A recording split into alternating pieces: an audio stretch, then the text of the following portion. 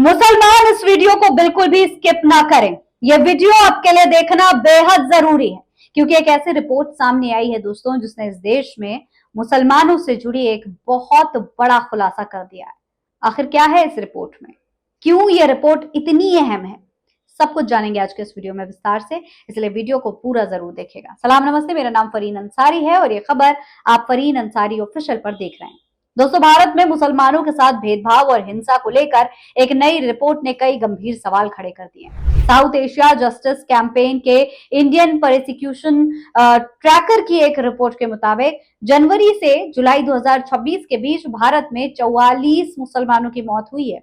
Report का दावा है कि इसमें 19 मौतें सरकारी कार्रवाई से जुड़ी हैं, जबकि 25 लोगों की मौत कथित हिंदू चरमपंथी संगठनों के हमलों में हुई। अब इस रिपोर्ट में किए गए दावे कितने सही हैं, इसकी स्वतंत्र जांच एक अलग सवाल है, लेकिन ये कितना सच है ये तो आप सोशल मीडिया पर अक्सर वायरल वीडियोस में देखते रहते होंगे। देखिए, रिपोर्ट के मुताबिक सिर्फ मई से जुलाई के बीच 25 मुसलमान मारे गए।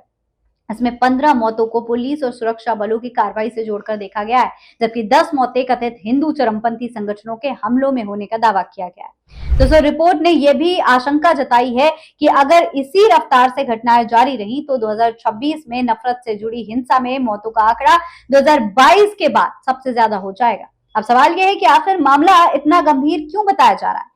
रिपोर्ट में आरोप लगाया गया है कि मुसलमानों के खिलाफ कार्रवाई सिर्फ हिंसा तक सीमित नहीं है, बल्कि गिरफ्तारियां, हिरासत में लेना, घरों और धार्मिक इमारतों पर बुलडोजर कार्रवाई करना और कथित तौर पर लोगों को देश से बाहर भेजने तक की बातें कही गई। दोस्तों, उत्तर प्रदेश, असम, कश्मीर और पश्चिम बंगाल का रिपोर्ट में खास तौर पर जिक्र किया गया है। रिपोर्ट के मुताबिक 6 राज्यों में 2 महीनों से भी कम समय में कम से कम 23 मुस्लिम धार्मिक ढांचे जो हैं वो गिराए गए हैं। वहीं 8 राज्यों में 1000 से ज्यादा मुस्लिम घरों, दुकानों और धार्मिक इमारतों को गिराने का दावा किया गया है। यह एक बात साफ है कि अगर कोई निर्माण अवैध हो तो कानून के तहत कार्रवाई हो सकती है, लेकिन सवाल तब उठता है दोस्तों जब आरोप लगे कि कार्रवाई धर्म के आधार पर की जा रही है या कानूनी प्रक्रिया का पालन नहीं किया जा रहा। इस वजह से ऐसी कार्रवाइयों में पारदर्शिता और जवाबदेही जरूरी हो जाती है। दोस्तों, कश्मीर को लेकर रिपोर्ट में दावा किया गया है कि जुलाई में एक मिलिट्री हमले के बाद सुरक्षा बलों ने 48 घंटों के भीतर 25,000 से ज्यादा लोगों की हिरासत में लिया। साथ ही 2 परिवारों के घर विस्फोटकों से गिरा दिए गए, ऐसे भी दावे किए जा रहे हैं। दोस्तों, सुरक्षा की कार्रवाई जरूरी होती है, लेकिन सवाल यह है कि क्या हर कार्रवाई में आम नागरिकों के अधिकारों और कानूनी प्रक्रिया का ध्यान नहीं रखा जाना चाहिए। पश्चिम बंगाल को लेकर भी रिपोर्ट में दोस्तों कई सारे गंभीर दावे किए गए हैं। इसमें मुस्लिम कारोबारियों, फेरी लगाने वाले लोगों और मस्जिदों को निशाना बनाए जाने की घटनाओं का जिक्र किया गया है।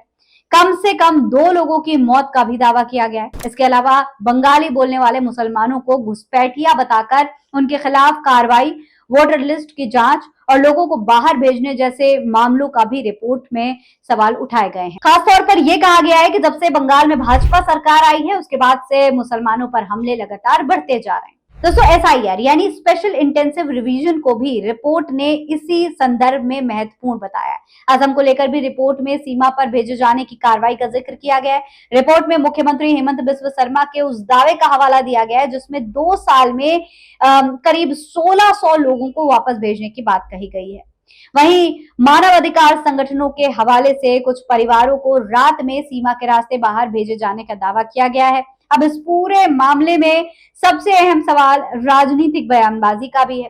रिपोर्ट में बड़े नेताओं की तरफ से मुसलमानों के लिए घुसपैठिए जैसे शब्द इस्तेमाल किए जाने पर चिंता जताई गई है। संयुक्त राष्ट्र के विशेष रिपोर्टर्स की चिंताओं का हवाला देते हुए कहा गया है कि ऐसी भाषा भारतीय मुस्लिम नागरिकों को विदेशी लोगों के साथ मिलाने का खतरा पैदा कर सकती है और अगर किसी देश के नागरिकों को सिर्फ उनकी धार्मिक पहचान के आधार पर शक की नजर से देखा जाने लगे तो ये लोकतंत्र के लिए भी बहुत गंभीर सवाल है। दोस्तों, रिपोर्ट में धार्मिक स्थलों और मुस्लिम पर्सनल लॉ से जुड़े कई विवादों का भी जिक्र किया गया है। वहीं एक सकारात्मक उदाहरण के तौर पर उस मामले का जिक्र किया गया है जिसमें एक मुस्लिम व्यक्ति की पीट कर हत्या के मामले में 14 दोषियों को उम्र कैद की सजा सुनाई गई। रिपोर्ट के मुताबिक फैसला सुनाने वाले मुस्लिम जज को बाद में धमकियां भी मिली। यानी बात साफ है कि कानून अगर निष्पक्ष तरीके से काम करता है तो न्याय का भरोसा मजबूत होता है। अब इस रिपोर्ट के तमाम दावों की स्वतंत्र जांच जरूरी है।